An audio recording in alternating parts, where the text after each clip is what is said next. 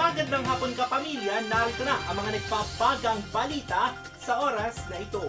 Patuloy pa rin na dinadayo ng mga bisita ang mga pasyalan na makikita sa Pangasinan Provincial Capital.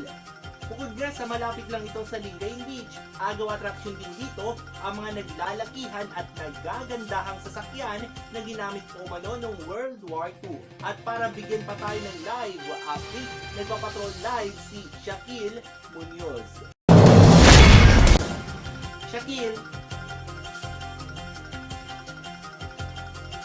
Live po tayo ngayon sa provincial capital ng Pangasinan. Isa ito sa patuloy na dinaragsa ng mga bisita. Marami kasing poong pasyalan na makikita rito. Isa na rin dito ang mga sasakyan na nakadisplay sa paligid nito na pinaniniwalaang ginamit pa umano sa pandirigma.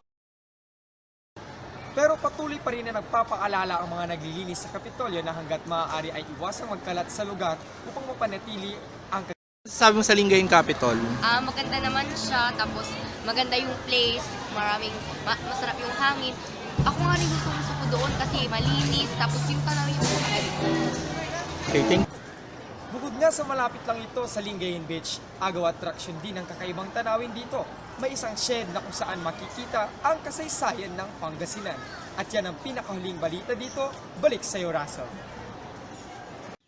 Maraming salamat sa live report. Shaquille Munoz, nagpapatrol live mula sa Dagupan City. At yan ang mga nagbabagang balita sa oras na ito.